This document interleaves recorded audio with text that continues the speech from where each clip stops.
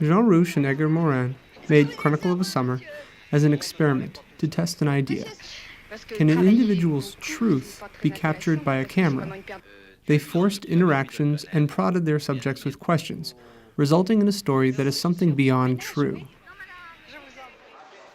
Frederick Wiseman made Titicut Follies to explore a narrative within the boundaries of a particular institution. And although less concerned with the pedantic truth, Wiseman calls his films non-fiction explorations, elaborations of a personal experience and not ideologically objective portraits. Unlike direct cinema films from the time, like Gimme Shelter or Primary, Chronicle of a Summer and Titicut Follies focus on people that are not known by the masses. This shows a preference for social actors demonstrating their realities. I want to talk about the everyday moments that signal reality in these two films, and how Titicut Follies is much more rooted in ritual to reveal truth, and is thus more successful in doing so than Chronicle of a Summer. What does the everyday look like in 1960 France versus Bridgewater State Hospital in 1967? What constitutes everyday life at a mental hospital versus a factory worker at a Renault plant? If we were to create a Venn diagram of the similarities and differences between Chronicle of a Summer from 1961 and Titicut Follies from 1967, the first similarity we might notice is the smoking. It's interesting logic. Yes, it's absolutely perfect. Because if I am in a place, it's as if I were in some kind of a hole or something, right? And if you keep me there, obviously you intend to do me harm. Cigarettes are ubiquitous. Both films feature smoking throughout nearly every scene, but each use the motif in very different ways. Where we see these films diverge is in what the camera focuses on when a cigarette is lit. Try to masturbate other men.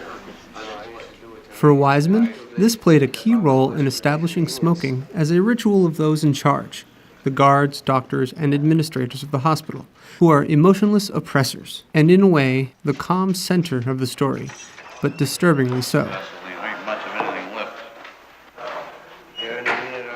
The camera angle, in addition to the cigarette hanging from his mouth, establishes a matter-of-fact demeanor for the doctor. But this is incongruous to the emotional truth laid bare in these scenes, inserting distance from reality.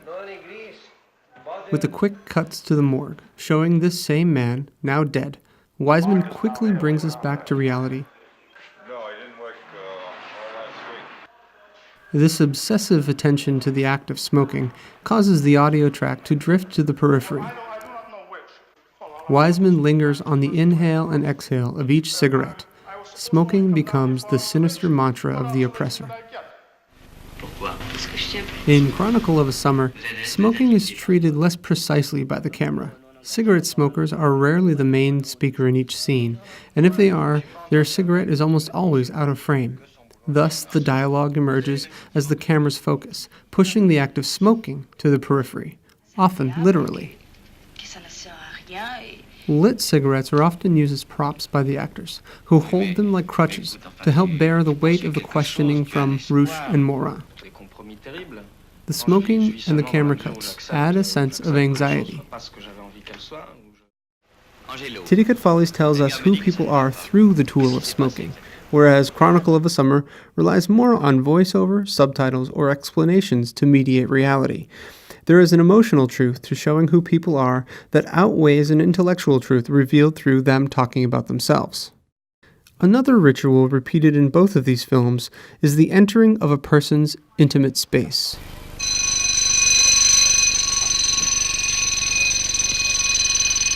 We see the main dwellings of many of the subjects in both films, but how these rooms are depicted and the reality that these rooms reveal could not be more different. Of course, Wiseman goes much further, showing the reality that many people do not want to see. The patients in Titicut Follies live in what amounts to prison cells. In fact, they're worse. It's clear these men are not to be trusted with themselves. The rooms are bare, cold, hard, literal metaphors, and it doesn't get easier to watch each time the guards push a man in. All right. Go ahead. Bye. This is a devastating reality.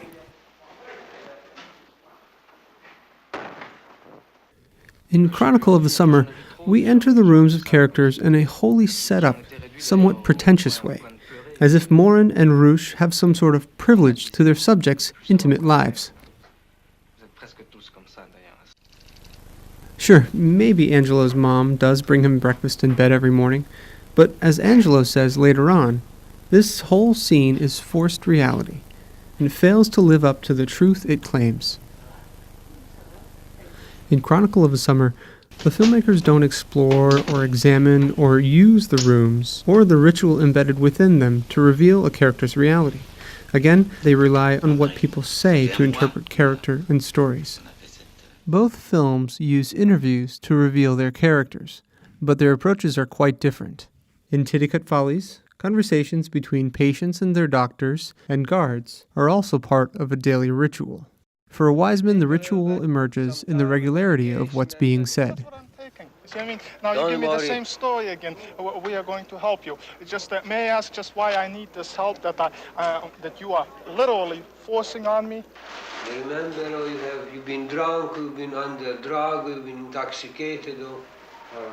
I was drinking. You were drinking. What did you drink? Whiskey. Obviously, I have been weakened since I have. These moments are a regular reminder of incarceration Done harm here since I've been here. and the humiliation that one endures at the hands of this dreadful system. Obviously, then you must know something that. In Chronicle of a Summer, the conversations are everything but routine, and in some ways they are an unreality. It's the filmmakers that brought these two together, and while there is an intellectual reality to be uncovered here, it's not verité in the sense that these two would likely have never met had it not been for the pretense of filming. The same is true for this conversation. While revealing, interesting, and important to the film, this conversation also suffers from contrivance. In both films, many of the interviews feel coerced. For Wiseman, this is part of the daily ritual at Bridgewater State Hospital. And each time I get worse. So obviously it's the treatment that I'm getting. Both films linger on these moments because of their emotional weight. Wiseman has said that during filming, he is so busy that he does not absorb what is going on. He is much more focused on capturing the scene. But for their part, Rouche and Morin seem to have empathy for their subjects, even offering them the opportunity to veto scenes they dislike. It's impossible to know how much of what Wiseman shows us is routine or if he makes it feel that way. But the ritual nature of what he does show us in Titicut Follies follows a rhythm that parallels the everyday lives of his subjects. But for Rouche and Morin, the routines are less evident. Chronicle of a Summer is much more about conversation between people during the time than it is about their daily routines.